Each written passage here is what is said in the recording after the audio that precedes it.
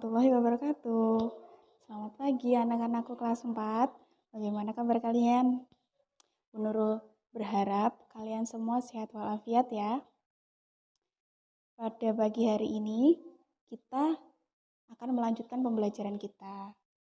Hari ini kita akan belajar tentang surat Al-Asr dan surat Al-Quraisy. Semua pasti sudah hafal kan bagaimana bunyi surat Al-Asr dan surat Al-Quraisy? Sebelumnya, simak video Bu Nurul berikut ini ya. A'udzu billahi minasyaitonir rajim.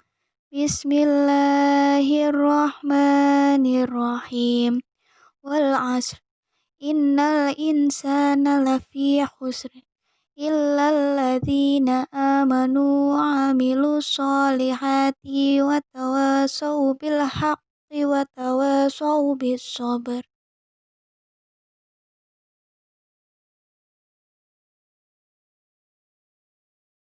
Bismillahirrahmanirrahim. Li'ilafi Quraisy ilafihim rihlatash syita'i was-shaif falya'budu rabba hadzal bait allati at'amahum min ju'i wa amanahum min khauf. Shadaqallahul azim. Nah, kalian sudah menyimak bukan bagaimana bunyi dari surat Al-Quraisy dan surat Al-Asr?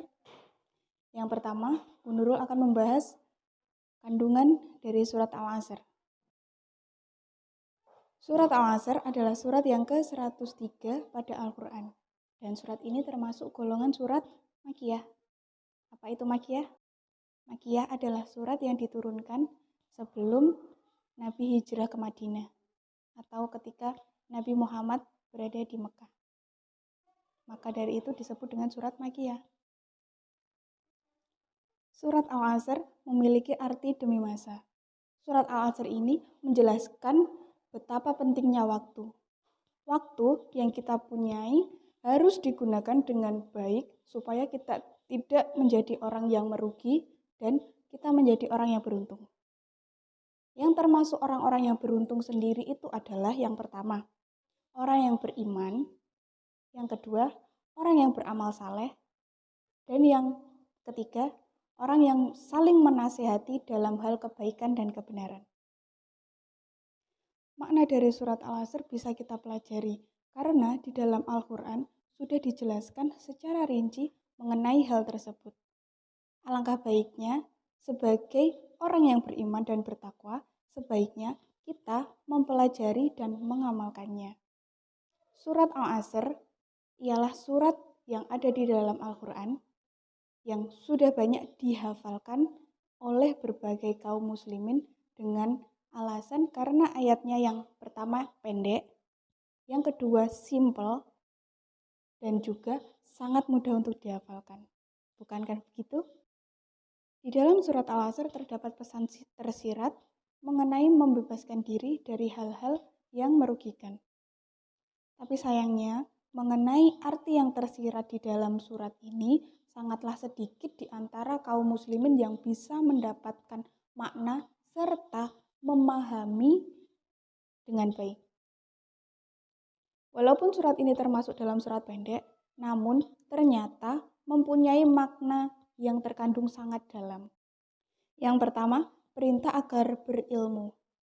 Bagaimana orang akan beriman jika tidak mengetahui ilmu tentang Allah dan Rasul? Yang kedua, perintah untuk mengamalkan ilmu. Yang ketiga, perintah untuk saling menasihati dalam kebaikan dan kesabaran bagi kaum muslimin.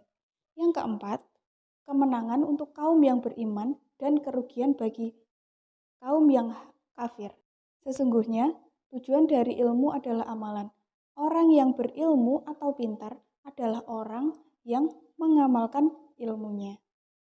Yang selanjutnya, Bu Nurul akan membahas tentang surat Al-Quraisy.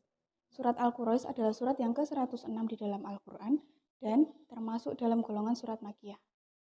Surat Al-Quraisy memiliki arti yaitu orang-orang Quraisy atau kaum Quraisy. Pada surat Al-Quraisy ayat pertama menjelaskan tentang kebiasaan kaum Quraisy. Pada zaman dahulu, mata pencaharian kaum kafir Quraisy atau kaum Quraisy adalah berdagang.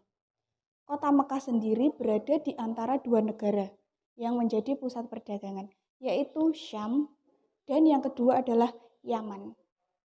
Syam berada di sebelah utara, sedangkan Yaman berada di sebelah selatan.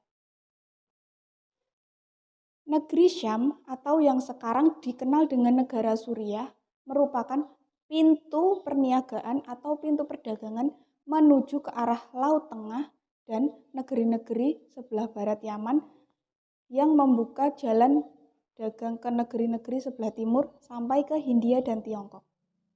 Penyebaran Islam di Indonesia melalui perdagangan dari Arab dan Mesir. Pada ayat kedua menjelaskan tentang perjalanan dagang suku Quraisy.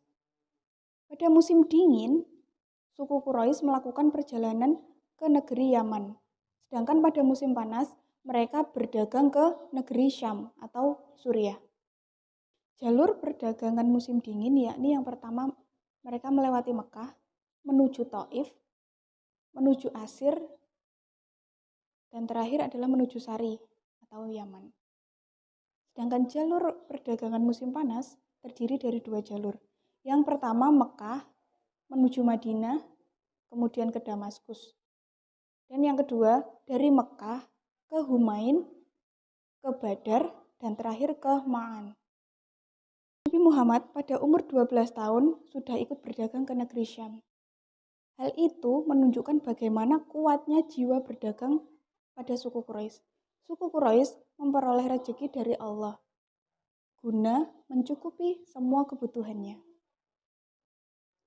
Pada ayat ketiga, mengingatkan suku Quraisy bahwa umat Islam pada umumnya agar selalu bersyukur atas rezeki yang diterimanya dari Allah. Mereka diperintahkan untuk beribadah kepada Tuhan, pemilik Ka'bah, yaitu adalah Allah. Pada ayat keempat, menjelaskan tentang wujud kasih sayangnya kepada para hambanya. Manusia diperintahkan menyembah dan taat kepadanya, yaitu Allah. Dua alasan. Yang pertama, Allah telah menjadikan Ka'bah sebagai kiblat peribadahan umat Islam dan setiap tahun pasti dikunjungi oleh umat Islam untuk beribadah haji. Yang kedua, mereka telah diberi rasa aman dari kecemasan. Baik kecemasan hidup melarat maupun kecemasan dari gangguan sesama manusia. Jadi, kita dapat menyimpulkan bahwa kandungan pokok di dalam surat Al-Quraisy adalah peringatan kepada orang-orang Quraisy tentang nikmat Allah yang telah diberikan kepada mereka. Karena itu, mereka diperintahkan untuk selalu menyembah kepada Allah.